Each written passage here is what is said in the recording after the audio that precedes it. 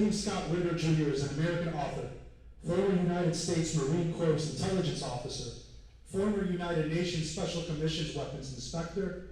Ritter served as a junior military analyst during Operation Desert Storm, and we are honored to have Mr. Ritter as our guest, our first guest for one of our live events. Everybody please give a warm round of applause for Mr. Scott Ritter. Thank you very much. Just got to make sure, am I okay with the cameraman? Yeah. Am I in the right spot? Okay. First of all, thank you very much for coming out. Thank you for the extraordinarily kind words of introduction. You know, I've been accused of being a propagandist in various shapes and forms. For a while I was a Russian propagandist. I guess I still am a Russian propagandist.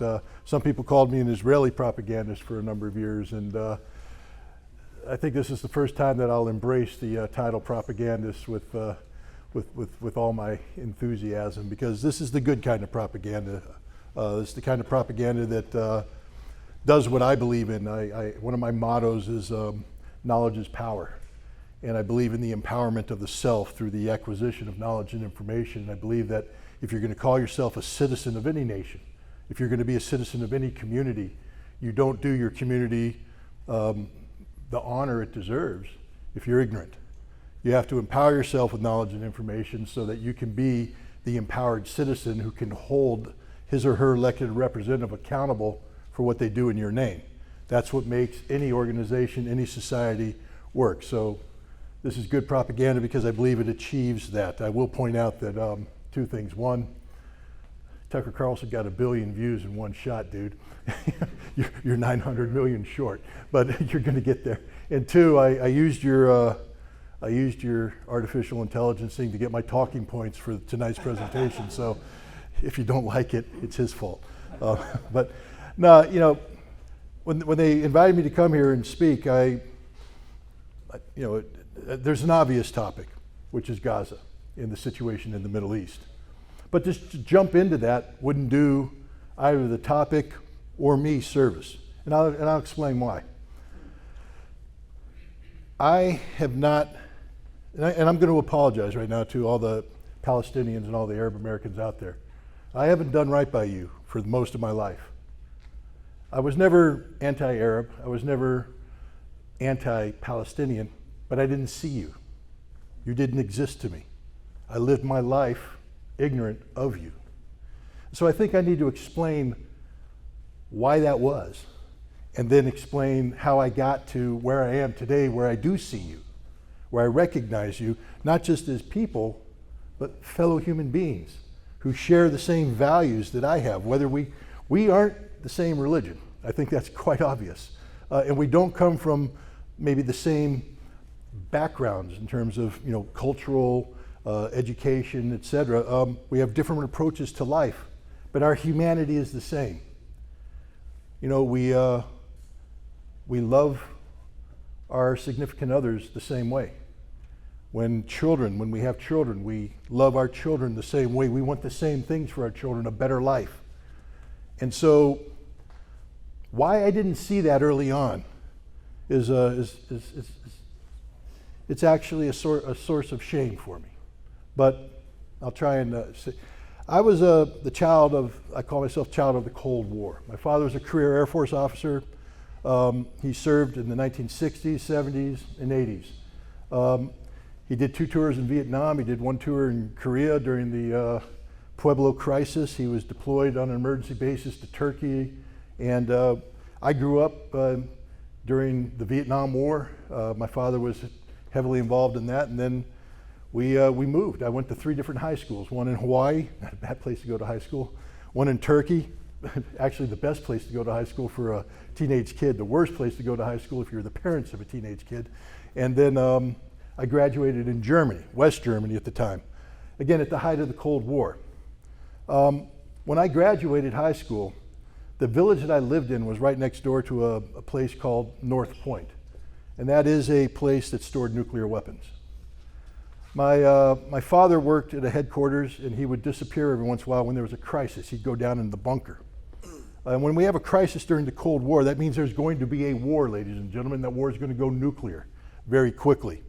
which means if you're my father going down the bunker, you will never see your wife and your kids again. So my father would call my mother in instances like this, and they had a code word, alas Babylon. And when my father would call my mom, he would just say, alas Babylon, and then he would disappear. And my mother would try to gather the children around and say nice things, comfort them, because at any moment the world could end. And then you get up the next morning and the world hasn't ended, but this crisis is still there. Now you're a child getting on a school bus, driving 40 miles to school, not knowing if your home's going to be there when you get back, because your father's still down in the bunker. Something stupid's going on in Poland. The Russians are mobilizing troops, and we're doing the same. And you see the picture I'm trying to paint. So when I graduated from high school, I was focused on one thing and one thing only: to kill a commie for mommy. Better dead than red. The Soviet Union was the threat, and I was going to join the military, and I was going to get to the front line, to the Fulda Gap, as soon as possible, to be there when the Red Menace came across the border so that I could kill them before they got to my fellow Americans. And this is real. This isn't a joke. Today, people hear that and they sort of chuckle, oh, that's cute, that's quaint. It wasn't cute and it wasn't quaint. It was my life. I later transitioned to the Marine Corps, and my entire focus early on in the Marine Corps was to kill Russians. Literally, that's all I lived for. I woke up in the morning, how can I kill Russians more efficiently? I went to my job and tried to train my Marines to kill Russians more efficiently. I didn't pray for war, but I was ready for war. And then something strange happened. You see, one of the reasons why I was so focused on the Russians is I was an intelligence officer. And when I was in college, I studied Russian history. I studied the Russian language. Anybody who's heard me speak Russian would doubt that aspect of my resume, but I remind people that while I was studying Russian language, I was also playing football and drinking beer. So the language aspect didn't resonate as much as it should be. But I was a Russian area specialist, and that was on my resume. And in 1987, something remarkable happened. Ronald Reagan sat down with Mikhail Gorbachev, who at that time was the General Secretary of the Communist Party of the Soviet Union, and they signed the Intermediate Nuclear Forces Treaty. It was a treaty to get rid of nuclear weapons.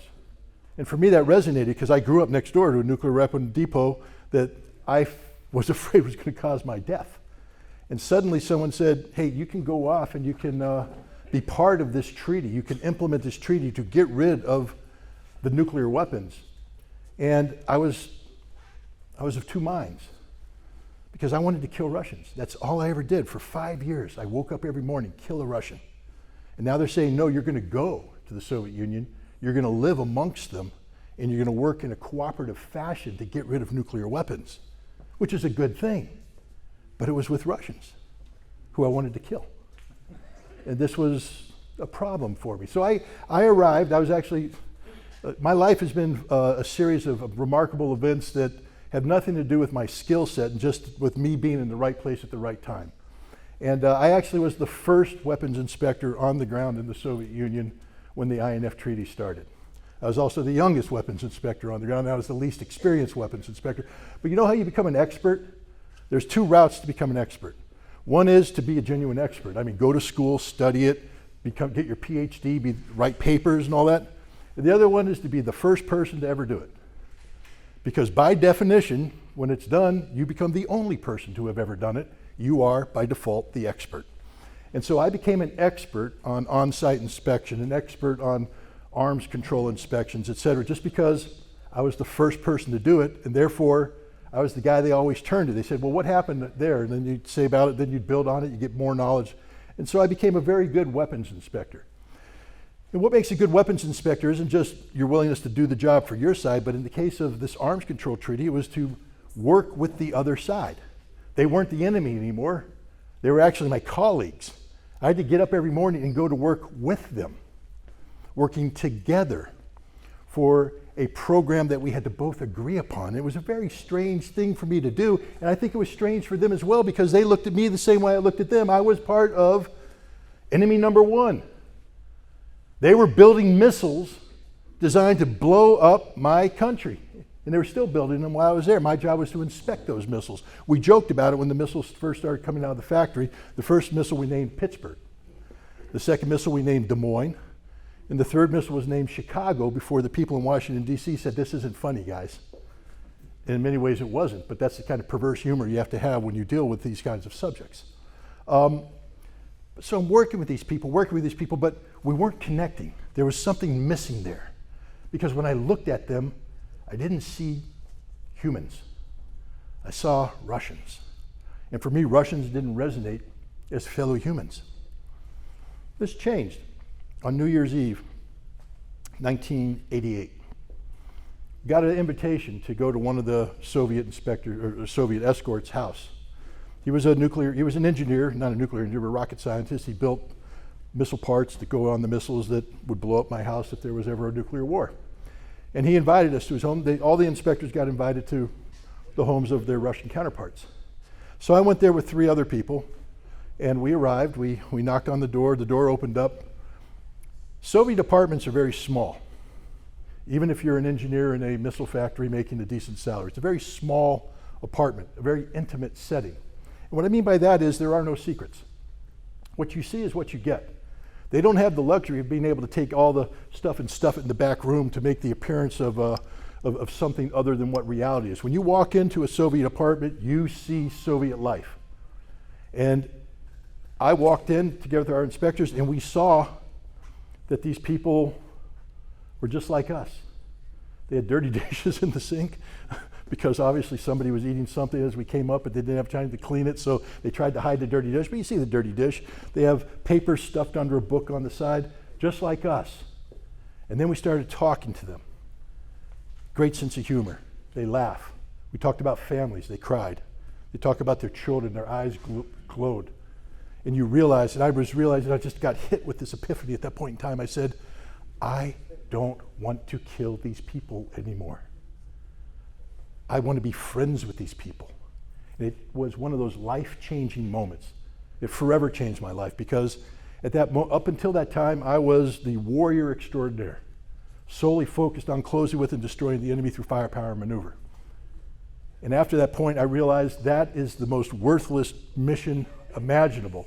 That we, instead of learning to close with and destroy people, we should be learning to get to know people, to learn about people, to understand them as fellow human beings, and then work together to accomplish the impossible. What we were trying to do in the Soviet Union to get rid of these nuclear weapons was impossible.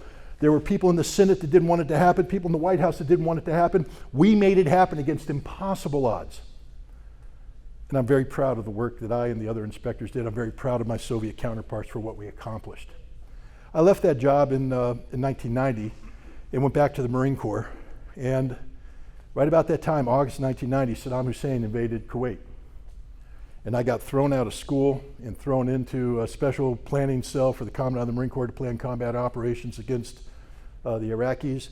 And based upon the work that I did for them, I got requested to go to Saudi Arabia and work for General Schwarzkopf. So off I went to do this. Now, this got me back into the war, and I was happy. You see, because it wasn't the Russians. I didn't want to kill Russians anymore, but I was trained to do war. And now I have my chance to prove myself like any man would want to do. You're trained as a warrior, here's your opportunity to be a warrior, to do the job. And I got heavily involved in what we call the counter-Scud operation. That is, the Iraqi Scuds were fired against Israel. The danger was that if we didn't stop them, Israel would enter the war. The coalition that we had built up to confront Iraq would disappear, and we could lose. So it was a big imperative to hunt these Scuds down. And early on, I realized that we were doing something wrong. You see, the intelligence said Iraq had 19 launchers, and by week 2, we had killed 64. Now, I'm a simple Marine, and I'm not very good at math, but I can tell you that that doesn't quite square. That meant we're killing something we're not supposed to be killing. We're killing something that isn't a Scud launcher, and we're probably not killing any Scud launchers because they keep firing the missiles at Israel. So I became involved in trying to hunt them down, and I had an opportunity to work with Navy SEALs. They had something called a fast attack vehicle. It's a dune buggy. And they fly in with the dune buggy on helicopters when pilots get shot down, and the dune buggy goes off and tries to recover the pilot and bring him back to safety.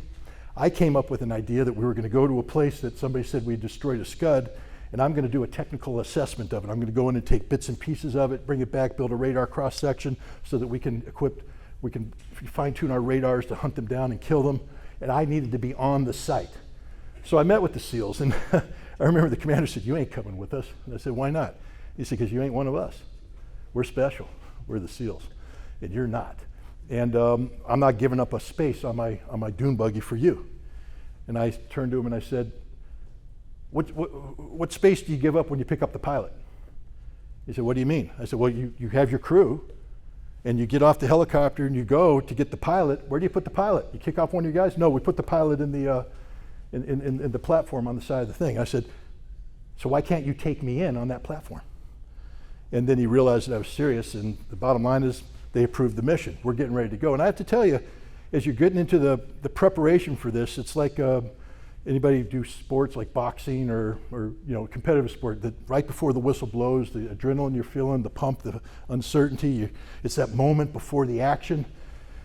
This is war, guys. This is it. This is my chance to prove my manhood. I'm going to have a chance to do something where I will be confronted with life and death decisions, and I will get to measure myself as a man, because that's all I believed a man was. Somebody who could stand up and stare death in the face and not back down. So I'm ready to do this. I'm ready to rock and roll. It's the day before the mission's supposed to launch, and we get a stand down order. Stand down. Some intelligence geek like me went through the target data and realized that it wasn't a destroyed Scud. After all, it was a Bedouin tent, and that the Bedouin family had been in the tent. And at night, when it gets cold, they bring the sheep and the goats in. It's a long thing, and so you had heat with the fires and the body heat, and it looked through the infrared like a long cylindrical object, like a Scud missile. So they put 2 bombs in the tent. They killed the family, they killed the sheep. There was no Scud there. The mission was canceled. So now I have this big letdown. I'm out there at night, and I'm with an Australian counterpart, and we're sort of sad we didn't get a chance to go to war. We're also sad by the target reality. We're like, well, damn, that's not what we were expecting. And we're sitting there looking at the stars. Has anybody here heard of the overview effect? Overview effect is something when American astronauts went to the moon. As they come around the moon and they look off and they see the shiny blue marble that is Earth so far away. The overview effect is they suddenly realize how fragile life is, how fragile Earth is. And suddenly things that used to matter to them didn't matter anymore, because they realized that they were part of this grander scheme, this bigger picture. So I sat there and I allowed myself to be transported from where I was, feeling sorry for myself, thinking about all the mission details, what I would have to change now to alter it in terms of the timing, get more reconnaissance, do I need to change the team? And then I moved myself away and I realized I'm just sitting there in the desert outside of, I think it was, I can't remember, Dhahran, I think. And then we're moving back further, and then I realized that I'm in Saudi Arabia. And I moved back further and I realized, no, it's the Middle East. And suddenly all my target planning doesn't matter because I'm looking at a bigger map. And I pull back further and it's the Earth. And I realized there's this thing called humanity. At that point in time, I said, I don't want to fight wars anymore. They're stupid. They make no sense. That I was getting all excited about doing this really minuscule thing, about getting on a helicopter, flying behind enemy lines, looking at some blown up stuff, hoping that the enemy challenged me so that I could kill them. But as you pull back, you say, no, life is more important than that. That's actually one of the dumbest things in the world I could be talking about doing. And I realized I didn't want to be a Marine anymore. That this life that I had spent learning to close with and destroy people didn't matter because humanity mattered. So when the war ended, and I had what they call a good war, I got the right medals and I got the right write-ups and I didn't die. And the Marine Corps wanted me to stay in, but I decided that no, I'm going to leave. I'm going to go off and I'm going to get involved in civilian life and try and be a productive member of society. Seen Godfather, Godfather 2, Al Pacino, Michael Corleone. He's trying to get out of the family. He's trying to become a legitimate businessman. Every time I try to get away, they just pull me back in. That was me. I was off trying to be a civilian, and I get a phone call from the United Nations, It was a colonel that I worked with in the Soviet Union. Remember when I said the one way you become an expert is to be the first person to do it? Well, I happened to be the expert on on-site inspections. I happened to be the expert on Iraqi Scuds because I spent the war hunting them. And I was an intelligence expert because I knew how to use different collection platforms. They had a problem. You see, the Iraqis had submitted a declaration about the number of Iraqi. When the war ended, Iraq was required to give up their weapons of mass destruction, chemical weapons, biological weapons, nuclear weapons, long-range ballistic missiles. And they provided a declaration of ballistic missiles that didn't add up. And at that point in time, the United Nations realized that they needed to create an intelligence unit. And so my name was Foster, so I was brought in to create the first and only intelligence unit the United Nations ever had. Standalone intelligence unit to hunt down Iraqi missiles. And I did that. It succeeded. But the thing about Iraq is that I approached the Iraqis as the enemy. See, I didn't learn a damn thing, excuse my language. Remember I talked to you, I had that epiphany about the Russians? But with the Iraqis, I reverted. When I came into Iraq the first time as a weapons inspector, they were the enemy. They were hostile. They were trying to hide things from me. I didn't bother to see them. I just was focused on my job. But as you do your job, you come back over and over and over again. You start to notice things. You start to notice the mother, because Iraq, when I first went there, was a wealthy nation, proud nation. They didn't have beggars on the street. But then you start to notice in the squares you drive by, there's a mother with children. You say, that's strange. That doesn't happen in Iraq, but it's there now. And then you see it's over here too, and what you realize is that she's begging because there isn't enough in Iraq to take care of her children. And you count the children, there's 7 of them, but one day you drive by and there's only 6. You're like, what the hell happened to the 7th? But I didn't stop to ask because they're just Iraqis. I have a job to do. I'm a very important man. I'm a weapons inspector. I'm the guy confronting Saddam Hussein. I'm the guy getting international headlines. Then you drive by and there's only 5. Then there's only 4. Then there's only 3. And that's when we stopped. That's when I was with a German. And we pulled off the road and we went up to her and we said, where are your children? I had an interpreter because I don't speak Arabic. And she said, they're dead. I said, well, why? Well, they starved to death.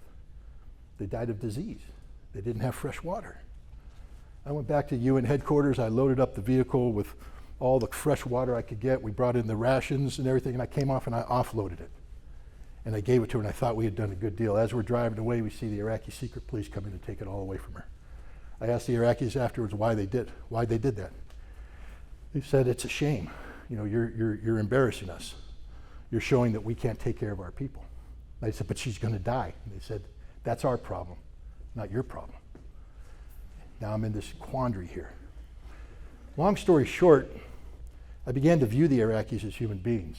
A lot of people ask me, and they say, why were you such a, and you can use a very bad word to describe me, while you were in Iraq. I was very hard-nosed. I didn't compromise at all. But the reason why I did that is because I owed it to the Iraqi people to finish the job. What I knew is that if I didn't do my job, if I didn't complete the mission of hunting down these weapons, sanctions would never be lifted. In the United States, that was okay with them because they didn't care. Remember Madeleine Albright? 500,000 children have died because of sanctions. That's a price we're willing to pay, she said. Well, it's not a price I'm willing to pay. Not a price my inspectors are willing to pay. We went into Iraq on every mission to finish the job so sanctions could be lifted, so the Iraqi people would never again have a mother in a park with 7 children watching them subtract one by one by one by one because they became humans to me. I started to see them as human beings.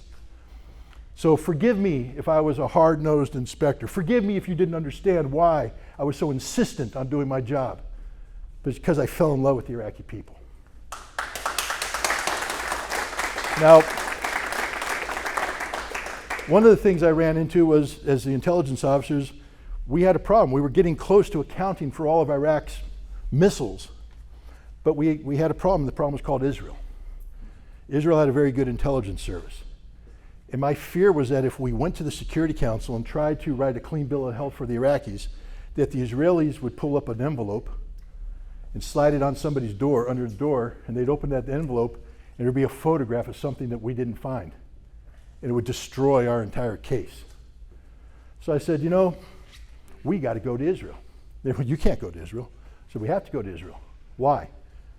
They said, if you go to Israel, you'll be compromised. I said, if we don't go to Israel, we're compromised. I'm not going to Israel to become buddy-buddy with them. I'm going to Israel to find out what they know and to challenge them with the fact that don't be afraid to let me do my job. Give me the information so I can do my job so that the threat you think exists no longer exists, and we're able to give Iraq a clean bill of health and not worry about that envelope sliding under the door. So in 1994, I went to Israel. Surprise meeting with the head of intelligence. When I got to Israel, they said, who do you want to meet? And I said, I want to meet Yuri Sergey. And they said, you can't meet him. He's the head of intelligence. I said, that's the only guy I'm going to talk to. So they let me meet him. I put my proposal down. His jaw dropped, and he said, we can't do that. You're asking us to treat you like you're an intelligence service. I am an intelligence service, and I'm the only one that counts.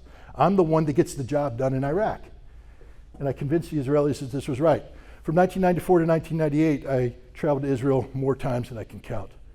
I worked with the Israelis on a very intimate basis, in photo labs, shoulder to shoulder with guys, looking at imagery, working with guys on intercepted communications, working with people on human intelligence networks to gather the information they had.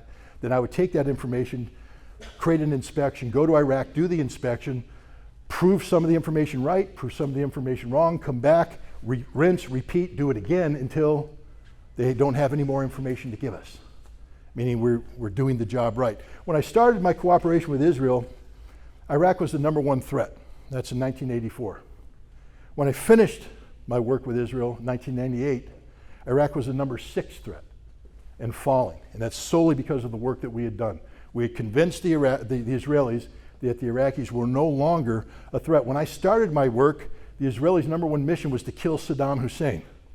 When I finished it, their strategic assessment team had come up with the conclusion that Saddam was a rational actor and that Israel could live in a Middle East where Saddam Hussein was the president of Iraq.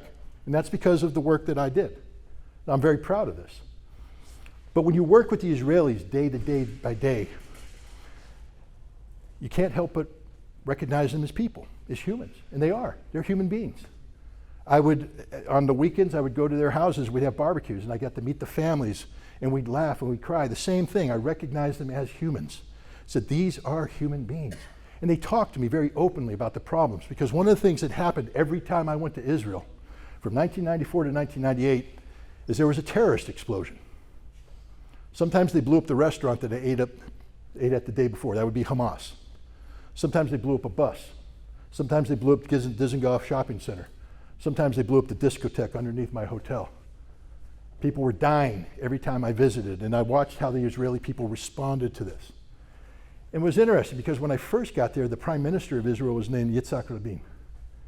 And he's a man who, and I know today I've learned a lot, but he's a man who embraced something called the Oslo Accords. I understand today it's not necessarily the cure-all that I thought it was at the time, but when I talked to the Israelis, they all said the same thing. For instance, I went to the home of one Israeli lieutenant colonel, and he pointed up at a hill, and you could see behind the hill on the crest a mosque sticking up, so it was a Palestinian village on the other side of the hill. And he said, you know what that is? I said, no, I don't know. He said, that's the green line. I said, what's that? And he said, that's what separates us from them. And if we want to have peace with the Palestinians, you're a Marine, what is that? And I said, that's high ground. He said, what happens in high ground? I said, you put an observation team up there and you can see everything down here and adjust fire on it and kill everybody. He said, yes, my family's down here. Do you understand why we have to have peace with the Palestinians? I said, I think I'm getting the picture. And they believed him. This is the same guy on that fateful day in November of 1995, as we drove by a square, he said, Scott, I know you like to go out and see things while you're, when you're off hours. Yitzhak Rabin's going to be giving a peace talk tonight, a peace rally. Don't go there. I said, why not? And he said, because they're going to kill him. I said, who? Hamas? He said, no. The Israelis are going to kill him. The right-wing Israelis. And that night, Yitzhak Rabin was assassinated and killed. And that's the day that Israel changed, because from that moment on, instead of Yitzhak Rabin, the name that was being spoke was Benjamin Netanyahu. and it was a different guy. The guy that does the strategic assessments, when I left, I told you that Iraq was the number one, or had gone from the number 1 threat to the number 6 threat. In May of 1998, what was the number 1 threat to Israel? Right-wing Israeli extremists. The Israeli government recognized that that was the danger. That was the threat. And so when I left Israel, and I have to say, when I left Israel, I knew the Palestinians, we always spoke about them. They're over there. They're over here. They're over here. It was they, though. It wasn't people, it was a concept. And the concept was very nebulous for me. I didn't really pay that much attention because I also linked the concept to Hamas, and I linked Hamas to terrorism. So I wasn't really into learning more about them. That was an Israeli problem, to make peace with them, and I trusted the Israelis that they were going to be honest in the pursuit of peace in the same way that they were honest in supporting me to do my job in Iraq. I saw the Israelis change their opinion about Saddam Hussein. And so I believed in my heart of hearts that the Israelis could find a way to make peace with the Palestinians. So I never took the chance to see you, to learn about you, to identify with you. I just treated you as them over there. But then I watched my friends, the Israelis, change. And it's broke my heart because I watched the Israelis become something I didn't identify with. And in 2009, I traveled back to Israel with my wife, and we were driving, and there was a wall. And I said, what the hell is that? Well, that was the wall that they built to separate Israel from the West Bank. And I said, but that's a ghetto wall. Israel can't build a ghetto wall. Israel, you understand your own history, don't you? You understand what happened to you in World War II. You understand that you used to live behind that wall, and you know what happened to you when you're behind that wall. Why are you putting people behind a wall? And I couldn't get an answer. They wouldn't talk to me. And then I realized that Israel had changed. And it changed, and it changed, and it changed. And I no longer viewed the Israelis as I used to view them. But I hadn't changed my mind about the Palestinians because you were still them. You were those people, but I didn't identify with you. I just know that Israel had changed. October 7th changed everything for me. I'm a military guy. I study war, I study things. And on October 7th, the whole world was waking up saying that this huge terrorist attack took place. And I said, it doesn't look like a terrorist attack to me. And I started breaking it down. And I've written an article about it. It was very controversial, but I called it the greatest military raid in modern history, what Hamas did. It was a military raid. And then I started to break it down, go back and to listen to Hamas, to listen to the Palestinians, to empower myself with knowledge and information. And I started to realize that it wasn't just a military raid, but it was a military raid in a just cause. That the Palestinians actually were right in this case. I started viewing the Palestinians, at first I said, you're an occupied nation. You are a people who are being occupied by the Israelis, but you're still not humans to me. You're still them, but now I put another word in there, occupied. But then the Israeli reaction started to come in, and I started to learn about mowing the grass. I started to learn about the Dahiwa doctrine. I might be saying that name wrong. It's the West Beirut suburb that was bombed in 2006 by the Israelis, not because there was military significance, but because they wanted to punish the people of Lebanon for daring to allow Hezbollah to resist the Israelis. And I said, they're going to do that against Gaza, and they did. And they started killing the Palestinians, innocent Palestinian civilians. They started butchering them. And I started to cry. I started to realize that these are human beings that are dying. What would I do if those were my children? What would I do if that was my wife? And I know damn well what I would do. I would pick up a gun and I would resist. And I would fight them with every inch, every parcel of my soul. And I would never stop fighting until they were defeated. And defeat means until they stop occupying my land, until they stop oppressing me, until they give me what they insist they have for themselves, which is a homeland they can call their own. What kind of double standard is it where we say Israel gets to exist, but Palestine doesn't get to exist? And it goes on, and the death and destruction keeps piling up, and it just breaks my heart. I am shattered. I'm a shattered human being when I look at the situation that's going on in Gaza today. Because if more Americans had taken the time to see you as human beings, instead of walking by you, to look at you and say, I see you, I hear you, I feel you, I believe in you. If we had done that decades ago, we could have avoided this. We could have put pressure on Israel. We might have come up with an alternative path, but we turned a blind eye to you. We pretended you didn't exist. That was a problem over there until it became a problem that could not be ignored anymore. A problem that when I turn on the internet and I see a child dead, or a child buried under the rubble, or a mother walking her son across the street and she's shot by a sniper. And you see this and you say, how can the world tolerate that? And the next day something even more happens. They drop food and let the hungry people go to the food, then they drop a bomb on the food. And yet the world does nothing. The world does nothing. And that's where we are today. I'm ashamed to be an American in this situation because we are to blame, the United States of America. We empowered Israel to do what they're doing. And here we are at this horrible situation where the only way Palestine is going to become a state is if more Palestinians die. That's where we're at. We cannot allow the people who have died to die in vain. These martyrs are the heroes of the future Palestinian state. Every Palestinian who sheds his or her blood in Gaza is not shedding their blood in vain. They're shedding it for the future of a free Palestine. And we have to honor them. We have to respect them. We have to say that if this is going to happen, then at least let it happen in a cause worthy of the sacrifice, and a free Palestinian state is such a cause. But to get there, we're going to have to start seeing you collectively as a nation. And that's what my goal is right now, moving forward. As I told you, I'm late to this. I'm Johnny come lately, and I apologize for that. I apologize that I didn't see you before, that I didn't recognize you before. I see you now. I recognize you now.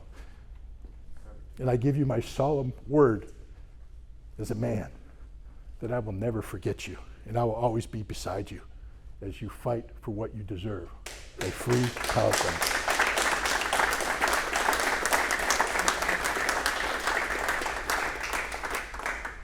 So now that I've bared my soul to you, any questions? Is that what we're going to do? Yeah, we'll do some Q&A, but before we start Q&A, I want to ask you 3 specific questions, if you don't mind. Okay. And we're getting you a water bottle. I see you. You see me sweating? Yeah, I see you sweating. That happens when you get nervous. So you already kind of mentioned the shift in Israeli society after the assassination of Yitzhak Rabin, but maybe if you can go into a little more detail and talk about how they were going essentially from a center-right government to Ben-Gvir. How did that process take place over the last 2 decades? Okay. Again, I don't claim to be a Middle East expert. If you wanted to ask me about Russia and the Soviet Union, I'd be more comfortable giving an answer, although there are some people out there who might say, you don't even have that right, Mr. Ritter, and that's okay. My whole journey in life is about learning, accumulating knowledge, and reassessing as the facts come in. The Israel that let's put it this way, on the day of Yitzhak Rabin's assassination, I woke up that morning hopeful because we were getting ready to do a really cool project that involved the King of Jordan and me traveling to Jordan to meet with the king, with Israeli intelligence, to do an intercept of gyros that were being brought in from Russia, and we're just like, this is going to be sort of earth-shaking. We're going to be working in a collaborative fashion with Jordan. And then that night, the world came to an end. Yitzhak Rabin was dead, and Israel shut down. The guy that told me not to go to the rally was talking to me about what was happening in Israel at that time. The Soviet Union had collapsed, and Israel was being inundated with immigrants doing aliyah, I guess is the term, people who were Jewish or claimed to be Jewish, coming from Ukraine, coming from Russia to the Jewish homeland. And they were coming in large numbers, hundreds of thousands of them. And the demographic shift was real, but it was also the political shift. You see, the Israelis that believed in Yitzhak Rabin saw you. They saw Palestinians, and they realized they had to live in peace with the Palestinians. The Israelis that were coming in, they didn't see Palestinians. They saw subhumans. They saw people that they didn't identify as humans. They saw people that they felt were denying them their God-given right to a Jewish homeland. And this mindset became empowered as the political pendulum started swinging to the right, where these people now are empowering politicians who would never be able to make it to parliament, but now they have votes, they're in parliament, they become a minority sect, and then they become a swing vote, and then they get in power. And that's how you get where you are today, where Benjamin Netanyahu, if he assembled a parliament derived from sane Israelis, even hardcore Israelis, but they're not insane. Israelis that still see the Palestinians and recognize a need to deal with the Palestinians as a people. But these have been pushed to the side, and now you have political parties that view the Palestinians as animals. And they literally view them as animals, and they treat them as animals, and they kill them like animals. And yet, nothing's done because Israel has become a nation where that mindset is the norm. And that's the Israel of today, which now I'm going to make a statement that would probably get you thrown off of YouTube. But I used to be a huge supporter of the state of Israel. I used to be somebody that said that the state of Israel had a right to exist. I'm here to say right now that just like Nazi Germany lost the right to exist, just like any nation that has deviated off the course of fundamental human values loses the right to exist, just like my own country may lose the right to exist if we don't right our course, Israel has lost the right to exist. The Israeli state, as it's currently manifested, is an evil on this world. It is a cancer that is consuming this world, and it cannot be allowed to exist. And this is another reason why I support the Palestinian cause, because I believe that the Palestinians do look at Israelis and see humans. I believe that the Palestinians look at Jews and see fellow worshipers of the book. That when you see the people in Israel, not necessarily the criminals, but the normal people, you don't view them as animals, as dogs, you don't want to kill them, that you are capable of living together in peace with neighbors who have different religions and different ethnic backgrounds. So I am confident when I say that I support a free Palestine, that I'm not supporting the Arab version of Israel.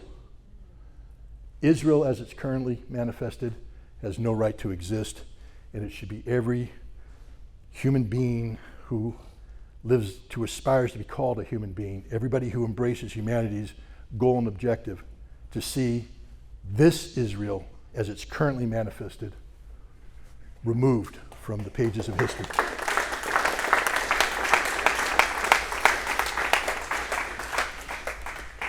I want to ask you one more question, and then we'll open it up to members of the audience to ask questions. So, at the start of this war, after October 7th, you were one of the first people to essentially make clear that there's absolutely no way that Israel is going to be able to go into the Gaza Strip and succeed militarily, especially after stating their objective, which is to completely destroy and remove Hamas. And obviously, you've stated that you can't really destroy Hamas because Hamas is an idea, right? It's the idea of resistance. So what I want to ask you, especially because of your experience and your background in the military, I think you're uniquely positioned to answer this. Hamas has survived 6 months. They were under blockade and siege prior to this, but now there's nothing you have to assume is going in. How have they survived this long, and how much longer can they survive? Okay.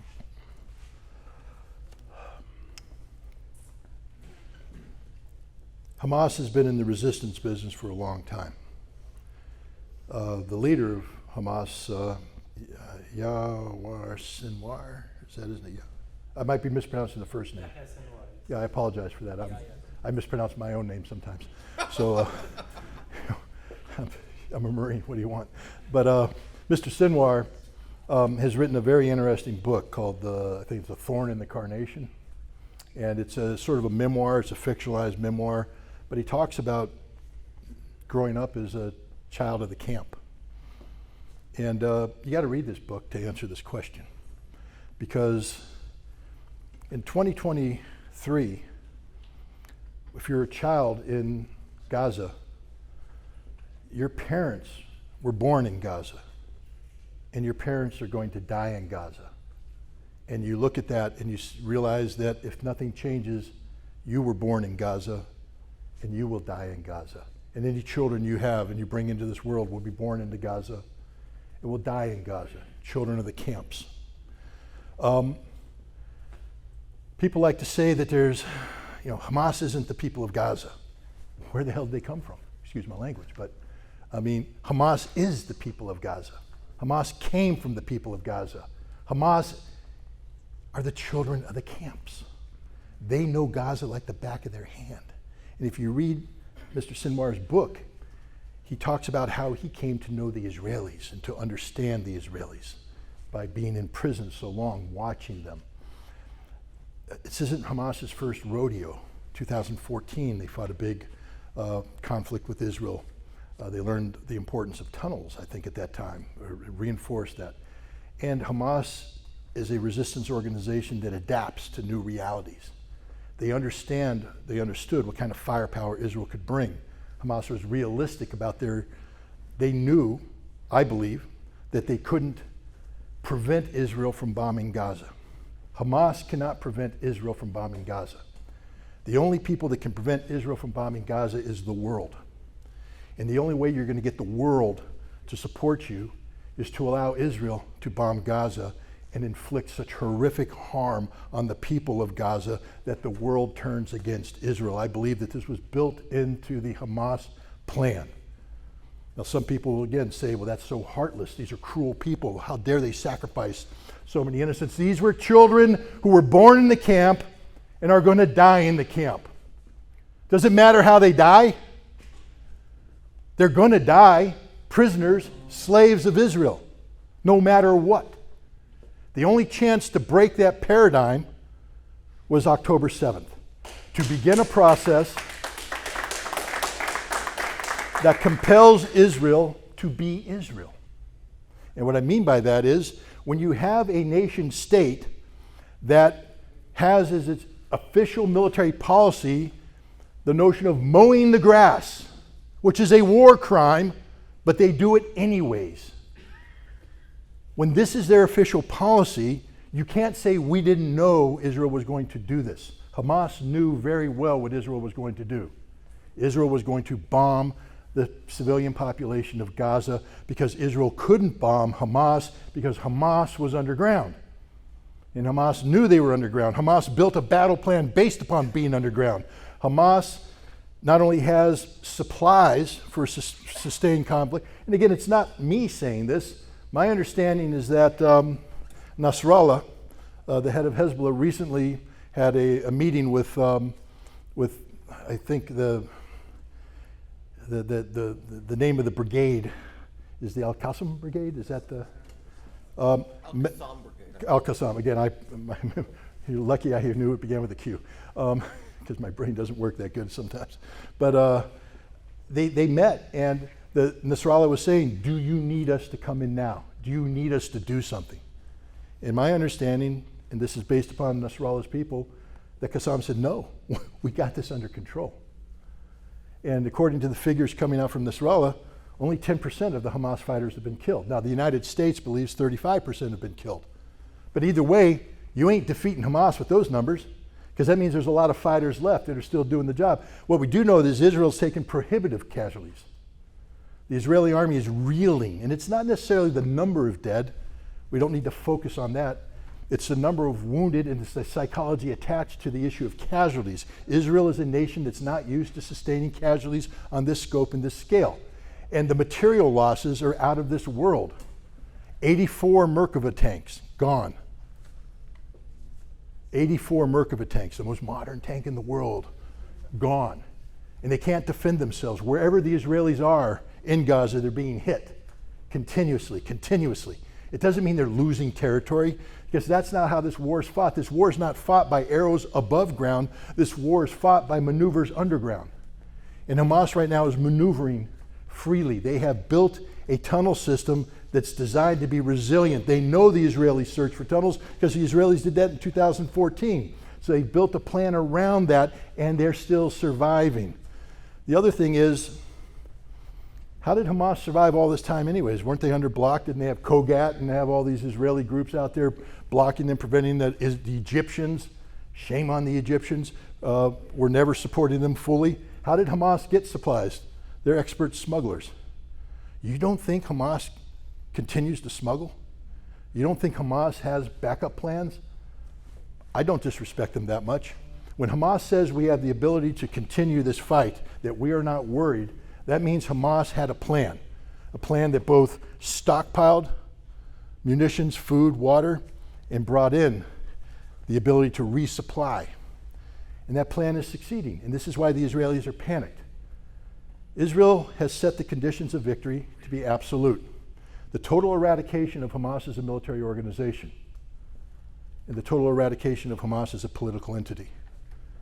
A political entity, though, what is Hamas? Hamas has stopped being just a political organization, just a resistance movement. Hamas is more than just an ideology. Hamas is Palestine. Hamas is Palestine. And the reason why I say that, you're going to say, well, Scott, isn't it the Palestinian Liberation Organization? Isn't there Fatah? And I say, yes, but where are they? Where is Fatah? Where is the PLO? They're KIA, spiritually.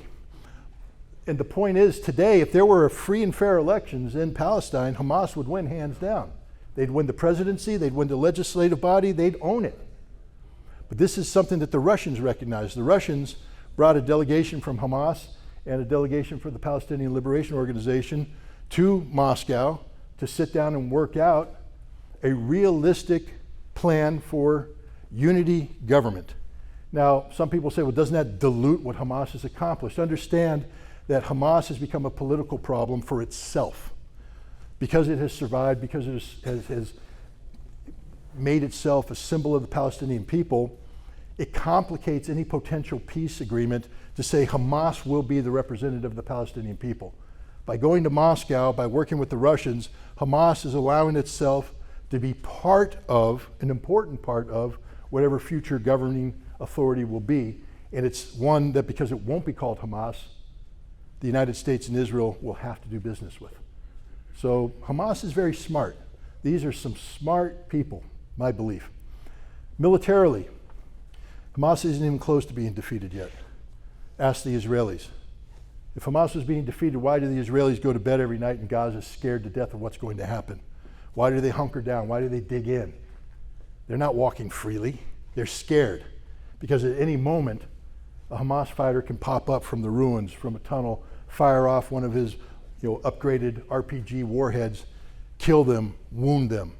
Thousands of Israelis are in the hospital, numbers larger than the Israeli government can admit, because to admit these numbers would break the spirit of the Israeli people. Israel right now needed an emergency infusion of around 12,500 troops. They needed to call out reserves. Nobody wants to show up. If you're winning the war, everybody wants to show up. Israel's not winning the war. Israel's losing the war. And Israel's talking about expanding the war against Hezbollah, but they don't really mean it because they can't fight Hezbollah, and they know it. Israel's trying to bluff the United States into doing something that will help tip the balance in their favor, but now we come back to the original premise of Hamas. You're not going to have a free and independent Palestinian state unless the world is on your side. And let's be honest, on October 6th, how many friends could the people of Palestine count? You couldn't even fill up one hand. You couldn't even fill up one hand. The world had turned their backs on you. Well, they made good words about you. Oh, we believe in a Palestinian state. Oh, we believe in it. Nobody believed in that. The Egyptians didn't believe, the Saudis didn't believe, the Jordanians didn't believe, the Syrians didn't believe it. Nobody believed it. Nobody was doing anything. Everybody was bending over backwards to make economic deals with the Israelis because that was the future. After October 7th, the world changed. On October 8th, it changed again. October 9th, as it progressed, as the Israelis began to expose the reality of who they are and what they are, the world started to turn. Today, you have the world turning against Israel, and today you have more nations than ever that say that there must be, this problem doesn't end without a free and independent Palestine. Now, it's not going to be easy to get there. Nobody's fooling themselves in that, but I'm just telling that you're in such a strong position today, so much stronger than you were on October 6th. And that's because of the resistance, and that's because of the heroism and the sacrifice of the Palestinian people. Well said, thank you.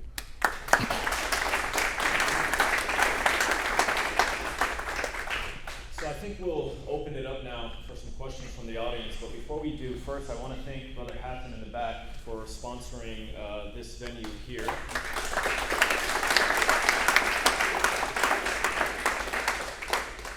He's a good friend of ours. He's always supporting us and everyone in the community, so love you, Brother Hatton. Thank you very much.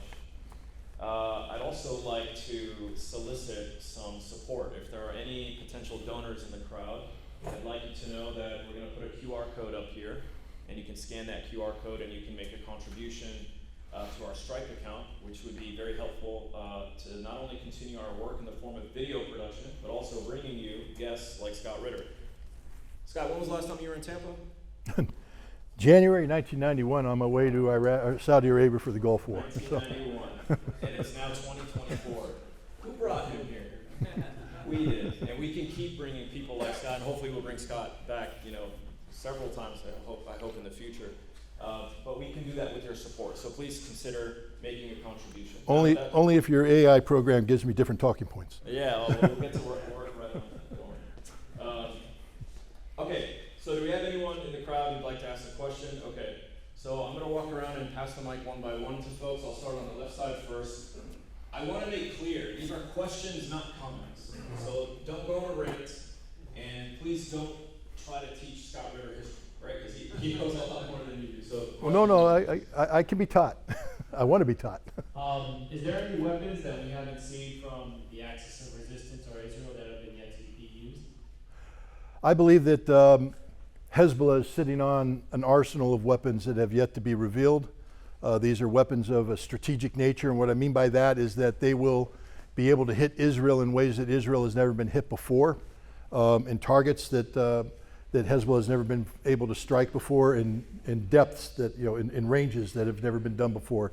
And if Iran were to enter it, I believe Iran has new generations of weapons, likewise, that will prove themselves to be capable of overcoming Israeli defenses. So I do believe that.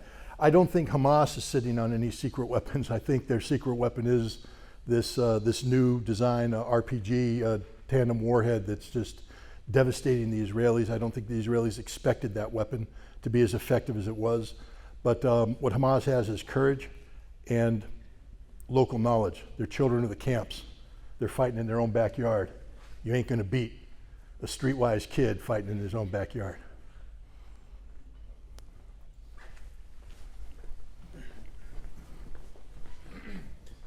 So I'm not sure if there's even a proper answer for this one, but I guess you could try to answer it as easily or as briefly as possible.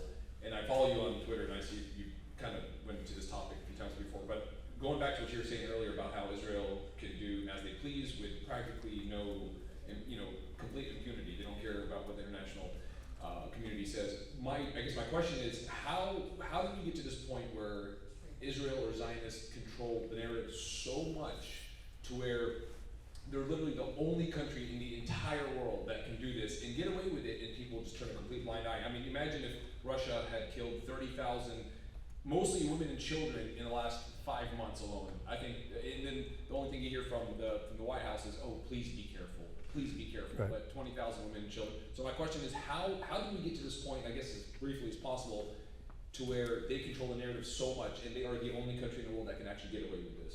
Okay.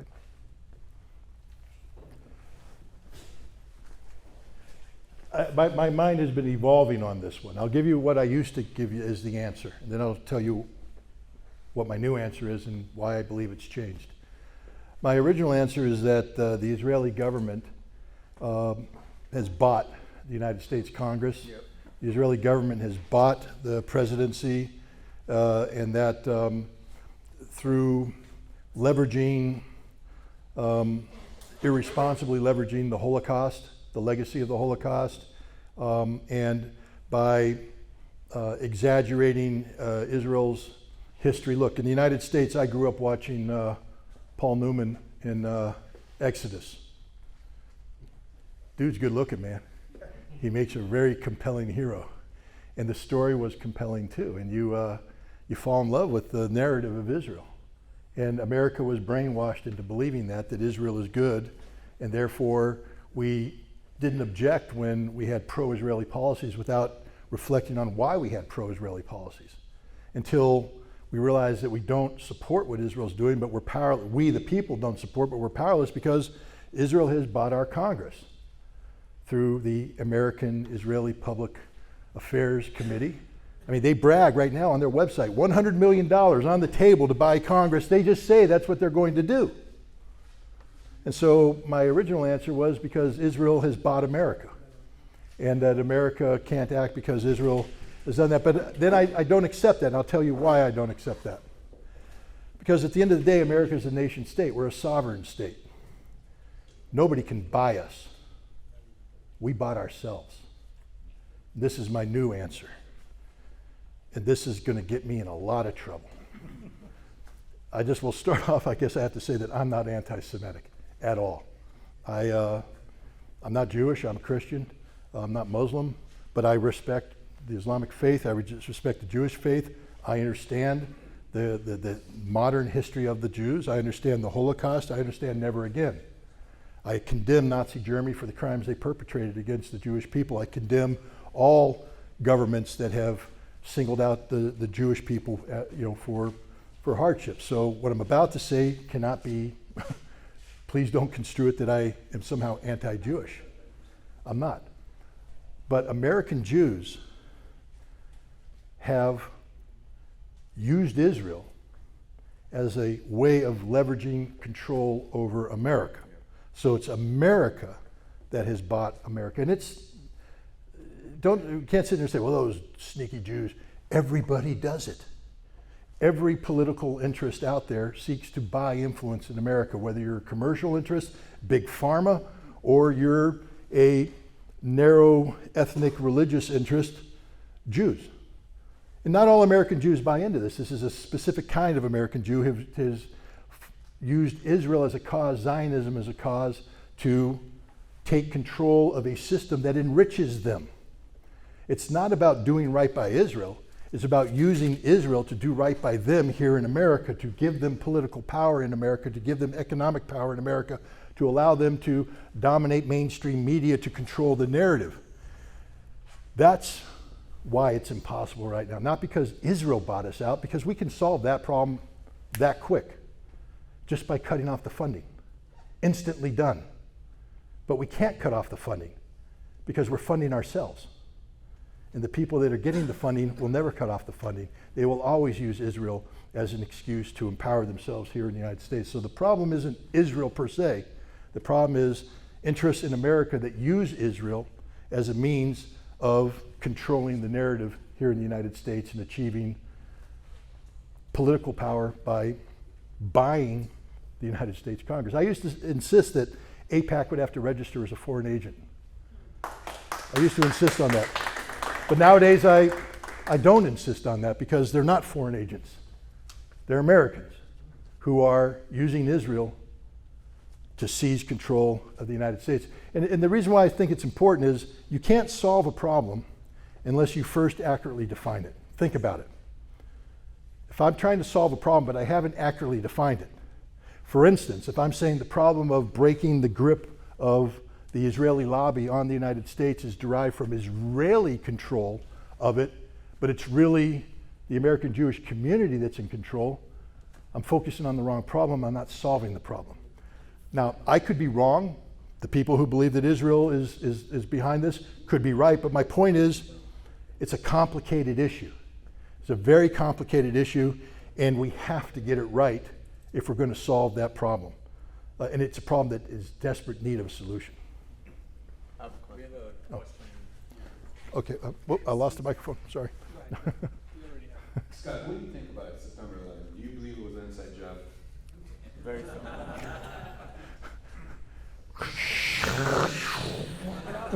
I'm not gonna, no.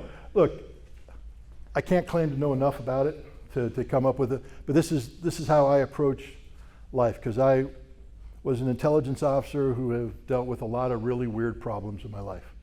And I've seen things, and I've seen how the system works. There's a couple things about 9/11. For it to be an inside job, too many men and women like myself, people of honor, who took an oath to uphold and defend the Constitution of the United States against all enemies, foreign and domestic, and are prepared to lay our lives down at a moment's notice in defense of that concept. People who believe that, sincerely believe that, would have to compromise that value. Because you can't carry out a conspiracy of this complexity and not have anybody come out and say, hey, I was on the inside, I was there the day when this happened. So I mitigate against that because I say, where are the whistleblowers? There's not anything, you've seen this in the United States. If we have a scandal, people come out and start talking about it because Americans don't know how to keep their mouth shut. You know, we want the headlines, we want our 15 minutes of fame, we want a Hollywood movie, but nobody's come out and done that. So there's that. Building number 8. Bring us up to number 7. No, we could, building number 7. Israelis dancing above the back. I know all this, but I also believe that you know, things happen. But I can't take an isolated event and draw a sweeping conclusion from that isolated event. You have to connect the dots, and the biggest dot for me to cross is that men of honor would have had to violate their oath to make this happen. The other thing is, I was a firefighter in New York. Not New York City, upstate New York, volunteer. But I had a relationship with Hazmat 1. They all died that day. I met with many firefighters who were there, and they talk about it. I met with firefighters that dealt with Building 7. All right? Everything they explained to me was based upon natural fire phenomena. And these are the experts. These are the firefighters. Now, I know people are going to say, well, so-and-so said this, so-and-so is going to say that. I'm just telling you that I met the chief that watched the crack in Building 7 and called the collapse because the building was on fire inside from gas and it was expanding, and that's his story. I'm not here to contradict him, or I'm just saying that's the story he told me as a firefighter. It sounds plausible. So that's where I stand on 9/11. I believe that 19 men hijacked 4 airplanes and did horrible things with those weapons. They weaponized those airplanes. That's where I stand. I could be wrong. I'm open-minded. Important if this happened again. I mean, one of our biggest fear now, they're going to create something similar to 9/11, and they're going to put a. We have to guard against that. Is that going to fly now? question Do you and see answer that going. flying these days? Yeah. What do you- Look, Let's keep the question and answer. I'll just answer it this way, though. You come at it from a different perspective than I do. I'm white and I'm not Muslim. All right, so after 9/11, I didn't have to worry about what happened when I walked the street. You did.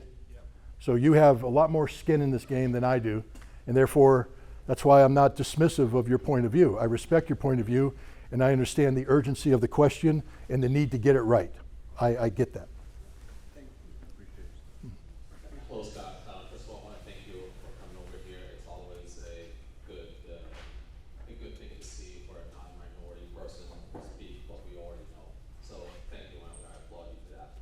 I have a comment and a question will come shortly. This takes less than a minute, I promise. 1948, a major catastrophe happened. The Socialist Party won elections in South Africa. 50 years later, apartheid was happening, but it was done by 1994. No land takeover, a lot of massacres happened, and 30 years from that date, South Africans still have a hard time fighting their way through the apartheid they went through for 50 years. I don't see a viable two-state solution working in Palestine. Land takeover, the amount of death that happened in the past 76 years almost is unequivalent to anything that has happened. Everybody keeps on talking about two-state solution. The maps have changed from 48 till today. Gaza, the way it is today, is not what it was in 67. The West Bank is not the way it is today. I don't see a viable solution for how a two-state solution will stand. What is your vision of what a two-state solution will even look like? And how long will it take for that part of the world to experience what we think democracy is? Okay. So, Scott, just for the sake of time, and there's several other people who have questions, if you could try to answer the question, but in as brief a fashion as you can. That could be a mission impossible, but I'll do my best.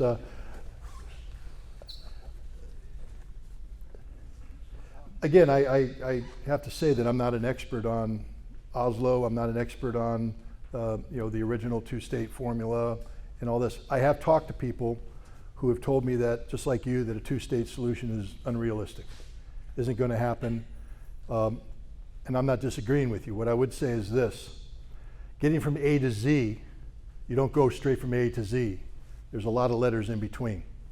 And right now you have a world community that has turned against Israel. And the vast majority of that world community is talking about supporting a free and independent Palestine. And if you insist on a one-state solution, you may close the door on the opportunity that Hamas has created. That doesn't mean that you're giving up on a one-state solution, because I agree with you, a two-state solution isn't viable. But what happens is, as well-meaning people enter to the negotiations about creating a Palestine on the premise of a two-state solution, and then they realize how unworkable it is, but they've already committed to the necessity of a free and independent Palestine, that they will gravitate to a one-state solution. And so I think that's the direction that this is going to go, because I do agree with you that it's far too complicated right now to talk about, especially a Oslo-style two-state. But the world right now is committed to a free and independent Palestine. I believe that those discussions are going to happen, but I believe that discussions are going to start with a two-state formula. But as they move forward, I think the realities that you talked about are going to compel a one-state solution. Thank you. Okay, guys, remember, let's keep the questions short and quick, okay? Hey Scott, my name's Saleh. I've got a quick question for you. I'm not sure how familiar you are with the Irish Republican Army, but how do they compare to Hamas? And it's a two-part question. How does the Irish Republican Army compare to Hamas in terms of resistance? And what made the Irish Republican Army successful that Hamas is not doing?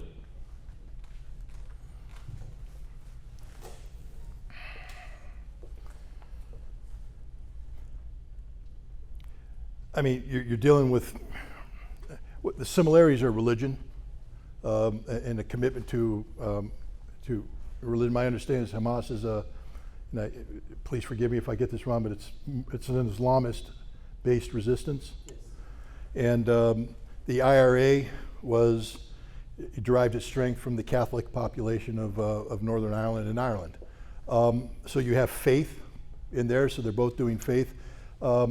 The IRA had support amongst the people that made it a very difficult problem, because you can't defeat. It's not about killing a fighter, because if you kill the fighter, 5 more grow. In Hamas, it's an endless, as long as there's a citizen in Gaza, you have a Hamas resistance fighter. They will regenerate themselves. So I think the IRA had a lot of international support that Hamas doesn't have, but Hamas does have some international support. They get supplies from the Axis of Resistance and things of that nature. You want me to, what is Hamas doing wrong? I don't understand where that part of your question comes from. I see Hamas doing everything right. I see Hamas starting off from an impossible position that nobody ever thought they could succeed, and today they're succeeding beyond anybody's wildest imagination. They're an embarrassment to everybody who said Hamas couldn't do what they're doing. Hamas is also working in a much more compressed timeline, in a much more violent environment. The IRA never had to worry about Belfast being leveled by the British Air Force.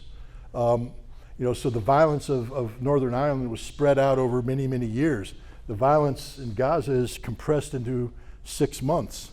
I think Hamas is doing a very good job. I think that the model of resistance, of legitimate resistance derived from a people who have the same vision, the same aspiration, is a successful model of resistance. So I think that there's a lot more in common between Hamas and the IRA than there are differences. Okay, 2 more questions on this side. When you're done asking the question, however, you can pass it to me. You guys ask the question. Scott, you can try to answer Okay. questions back to back if you can. Thanks, Scott, for coming out. So just had a question on just the sentiments of your colleagues in the armed forces, whether they're currently serving or retired, on the situation. Is it reflective of just the popular kind of current in the country, or especially in the light of Aaron Burnell's suicide, what effect, or how do they feel about, you know, the situation? So, that's Okay. what I thought. Yeah, thanks for coming out, Scott. I was curious about your time in Iraq with inspecting WMDs. I believe originally we sold the WMDs to Iraq.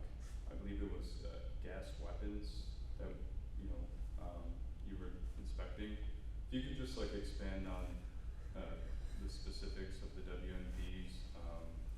I believe it was like a figure of 99% of the serial numbers were found of those WMDs. And also, like, what were your interactions with the Iraqis like? Were they trying to hide the evidence, or after pushing them, were they like more forthcoming with the WMDs? Okay. Quickly on the military, I don't have connectivity with the current generation of military people. I'm 62 years old, and I left the military in the mid-1990s. And my peer group is, the ones that stayed in, they're retiring right now. They're done. What I can say is that the people that I interact with, it's a mixed bag. There's a large number of people who've drank the Kool-Aid, and they are Israel, love it or leave it, Israel right or wrong. God bless America. America is linked to Israel, and you're never going to change my mind. And they call me a traitor, and they call me horrible names, and it is what it is.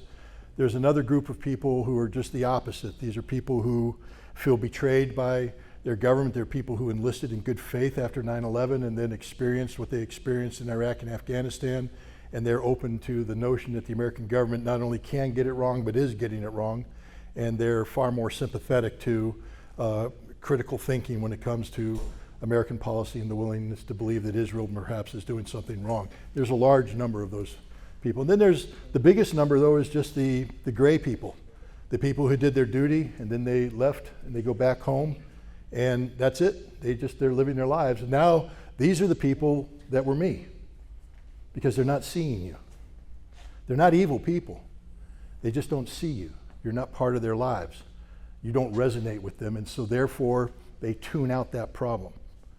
They tune it out, and they ignore it. They focus on other issues, and that, I think, is the vast majority of the prior service people that I dealt with. They've just tuned it out. With Iraq, first of all, we don't want to disparage the Iraqis. These were indigenous weapons programs.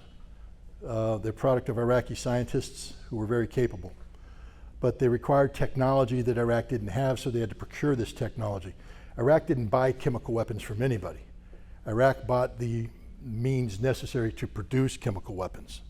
So they bought the precursor chemicals, they bought the industrial components. They came in, they assembled their own chemical weapons plant, and they produced chemical weapons. The same thing with biological weapons, the same thing with nuclear weapons. They received the designs of calutrons and centrifuges, and they built their own.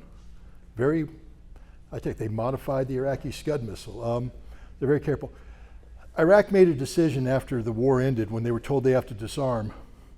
The first decision they made is that they're going to hold on to certain amounts of their weapons of mass destruction because, one, they needed to deter Israel. They had to make sure that if Israel thought that Saddam was weak and made a move on it, that they could strike back with chemical weapons and biological weapons as a means of deterrence. They also were afraid of Iran.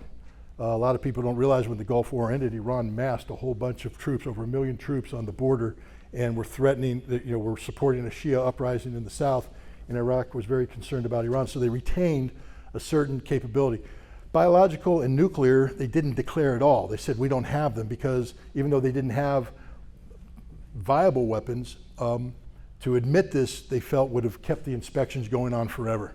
And what Iraq wanted to do is get the inspections done. About the summer of 1991, the first summer, they realized that the inspectors weren't going away, that we were pretty darn good at our job. And so the Iraqis, what they did is they knew that eventually we'd find the weapons they were hiding, so they blew them all up and buried them underground and didn't declare it to us. They just did it so that we couldn't find anything. But because they brought in people like me, I forensically reverse engineered everything and came up to them and said, we're missing, literally I told them we're missing 100 missiles. And they said, no, you're not missing 100 missiles. I said, we're missing 100 missiles. And I showed them how we're missing 100 missiles. And finally they admitted They were missing 98. I was off by 2. I'm not perfect. But they admitted that they hid 98 missiles. But they blew them up, and they buried them underground. So now I had to go in and dig up the pieces. And then I had to put the pieces together with the serial numbers and match them. Then I had to go to the factory that produced them and match them with production logs. And I had to come back and go through the Iraqi disposition logs. But by the time we finished doing all that, we could account for 96 of 98 missiles. That's pretty good. And we did that with all Iraqi WMD. So by a certain period of time, we could account for about 95% of Iraq's WMD programs, but the standard was 100%. So now we have to get that last 5%. And the Iraqis said, you're not going to get it because it was all blown up. It's not there. We're not hiding anything. But you did hide from us. Remember that first part where I told you they hid weapons? And the people that hid the weapons were Saddam Hussein's personal bodyguards, the presidential security, the Amin al-Alam, and Amin al-Khas, and all these tribal groups close to Saddam. And so I came back to them and I said, tell me about how you hid them in 1991 so I can make sure you're not doing it today. They said, we're not going to talk to you about that because it's presidential security. So then I had to start inspecting in presidential security, going to presidential palaces, going to different places to reverse engineer the truth. And they blocked me. But every time they blocked me, people said they're blocking you because they're hiding weapons. They weren't hiding weapons. They're trying to stop me from learning about the security of the president because the CIA was attached to my team trying to use the intelligence to kill Saddam. I was on an inspection that I ran in 1996 where the CIA actually used my inspection to create a crisis so that cruise missiles would hit every Special Republican Guard site except one, the 3rd Battalion, which the CIA had recruited their leadership. And so they wipe out the Special Republican Guard, the 3rd Battalion rise up, march on the palace, kill Saddam, remove him. And the trigger was my inspection. And here's the thing, I didn't know about it. I didn't know this was happening. But while this was while my inspection team was building up, we're going in, the Iraqis had infiltrated the CIA's agent network. The CIA had sent in somebody with a special communications means who was going to receive the signal, and the Iraqis got it, and they kept the guy alive. They basically said, cooperate and we'll kill you quickly when this is done, but your family lives. Don't cooperate, we kill you and we kill your whole family. He said, I cooperate. So he would communicate, send back the signals, and at the right moment when the whole thing was supposed to go bad, the Iraqis got on the phone and told the CIA, hey, thank you very much, we're in charge, goodbye. Hung up the phone, that was the end of the coup. But I looked stupid. Imagine being me, who's a hard-nosed guy, saying that I have every right to go to that presidential palace. I have every right to do this because you've lied to me. And they come back and say, you're nothing but a CIA stooge who's trying to set up our president for assassination.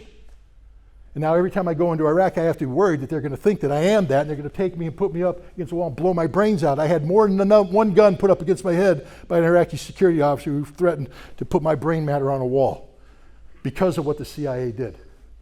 Because of what the CIA, but the Iraqis, the security service, fear is like blood to a shark.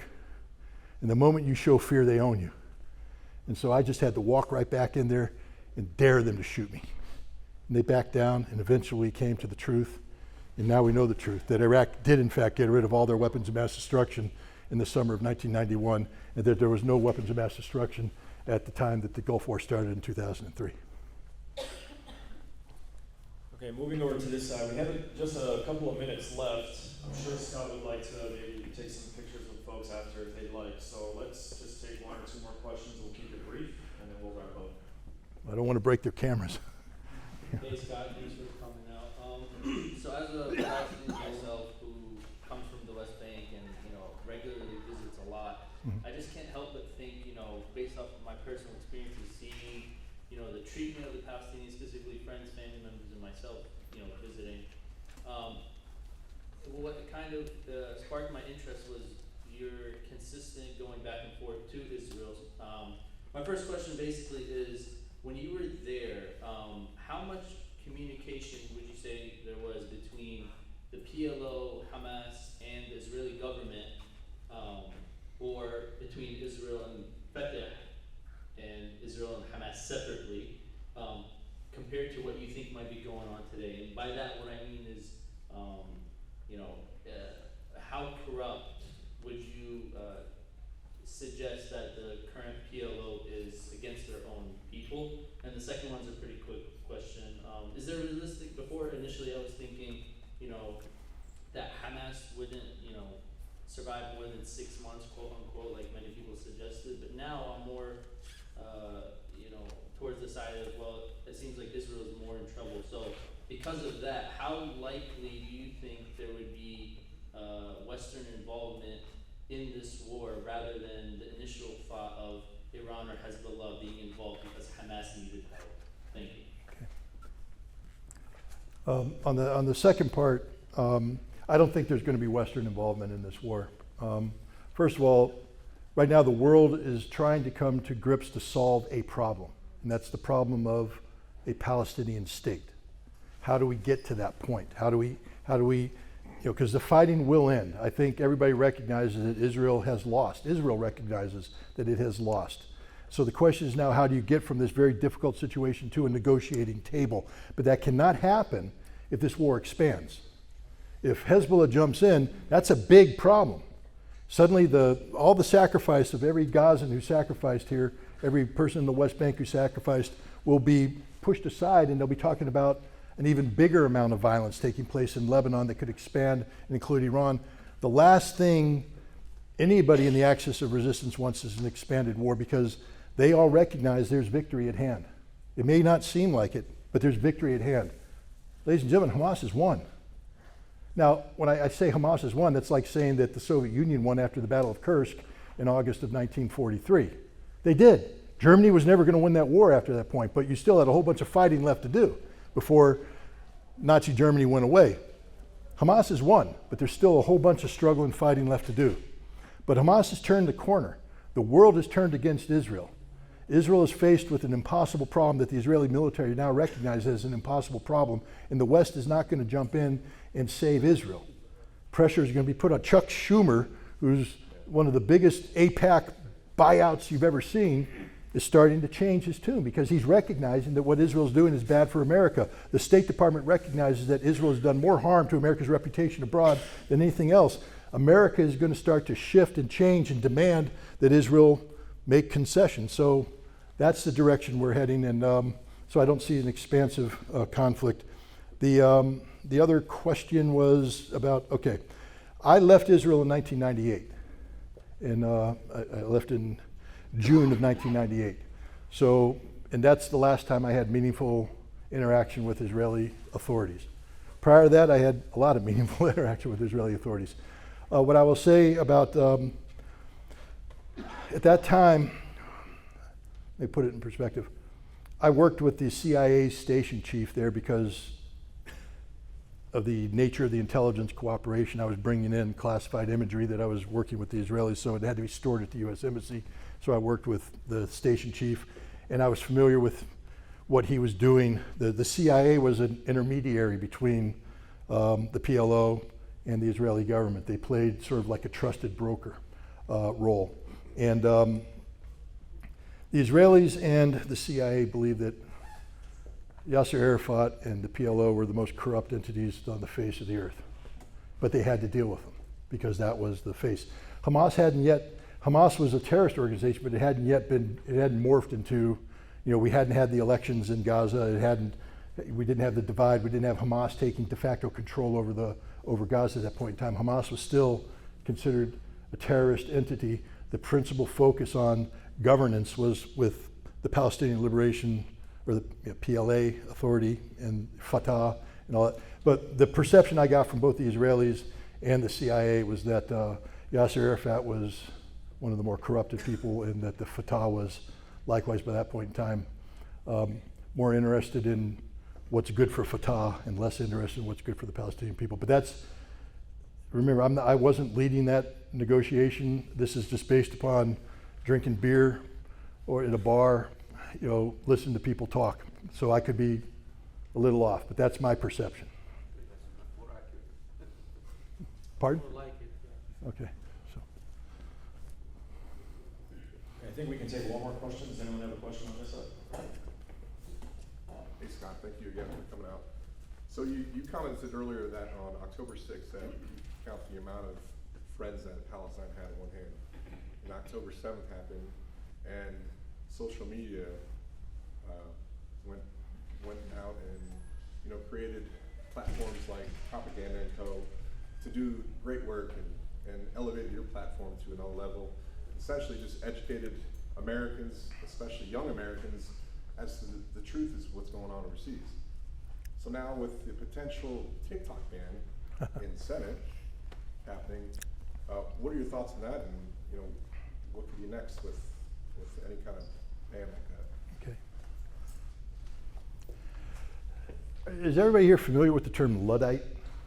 I've heard of it, but I forgot what it means. Well, Luddite, in short, is me. A Luddite is somebody who is not very good at technology, who rejects technology. I'm a simple kind of guy. When I joined the Marine Corps, we didn't have computers. I did things like with a map, an acetate overlay, a grease pencil, a compass, and we wrote out our communiques on what we call yellow canaries, and then we had Morse code that we could send it, or we sent runners. What I'm trying to get at is you're looking at a real dinosaur when it comes to what's going on in this social media thing. I became involved in social media as a platform to inform. I think the modern social, because I always wrote, and I wrote for online magazines and things like that, but that to me was the same as writing for a paper.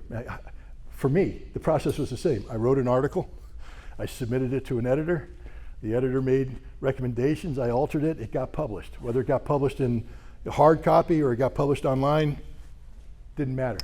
It wasn't until this, the Russia thing, in the lead up to the special military operation, that people started calling me up and asking me to be on podcasts. And I was totally unfamiliar with that. And I did it. And I think the first podcast I did got 1.5 million views in a couple days. And then everybody started calling me, and I didn't understand why everybody was calling me. I thought it's because they liked me. No, they liked the views. Because apparently social media is about the number of views, the number of clicks, the number of exposure, because that turns into something called monetization. And a lot of these people made their living off that, and I'm still totally unfamiliar with that concept. But I have learned that there are influential platforms. YouTube is one of the more influential platforms. It's a good thing to be on YouTube, unless you care about your message. Because YouTube doesn't care about your message. I just got banned from YouTube, and they're telling me that this is a lifetime ban. I ain't coming back. And it's because of my stance on Israel. It's because of some of the things that I said here today got picked up, and the YouTube people shut it down. And so I'm done with YouTube. But I've also learned that you have a backup plan called Rumble and Facebook and X now. You can stream on X and you can do this. And my point is, there's a whole world out there of social media driven alternative media. And that's where Propaganda and Co. comes in, because these guys are the pros. They know what they're doing. One of the reasons why I'm here isn't just to talk to you, and this is the highlight of my trip here, but it's also because I got kicked off of YouTube. And how do I continue to work losing that platform? How do you continue? Because for a Luddite like me, I can just go back to writing articles and sending them to editors and they get published someplace. That's a proven model. But what I've learned is that you guys are here not because of an article I wrote and published in TruthDig or published on my Substack. You're here probably because of a video I made with somebody. And you watched it and you said, I like that. And then you searched and you found more videos, and then you expanded. That's the social media universe out there that exists today, and it's essential if you're going to get your message out. It's essential that you know how to navigate those waters. And these guys are the ship's captains right here, and so that's why I'm here to work with them to see if there's a way that my product can help them and that their product can help me, because if we don't collaborate, we get shut down. If we don't collaborate, we don't come up with an alternative to YouTube, they'll shut us down. You know, and what's next? I mean, X, I was banned on X when it was Twitter. Elon Musk came in and he brought me back, but I don't know how long that's going to last, because eventually I'm going to say something or do something or tweet something that even Elon Musk can't protect me from, and then they'll ban me from X, and then, you know, and then eventually I'll have no choice but to just go back to writing articles and submitting them and getting published in very narrow forms, unless I find an alliance, and that's what we're working on here.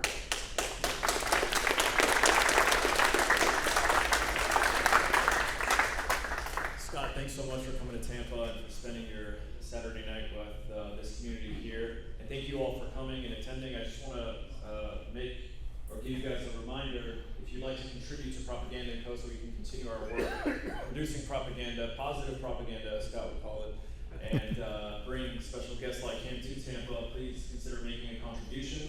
And in a couple of moments, Amar will put the Propaganda & Co. logo on there for those of you who aren't familiar with our brand. And if you don't follow us on YouTube or on social media, just type in Propaganda & Co. and you'll see our videos. We do content on history, geopolitics, we're doing podcasts, we do debunking and investigative journalism videos. So we've covered October 7th, we've done all sorts of content, Russia, Ukraine, etc. So I think you'll really like what we do. So please give us a follow across all our socials, especially on YouTube. That being said, Hakeem, is there anything that you'd like to add? No? Okay. Well, thank you all for coming. I'm sure Scott can hang around for maybe 10, 15 minutes. Yeah. You know, I'm here for you. shake hands and phones. Thank you guys so much. Thank you guys, man. Trust nothing.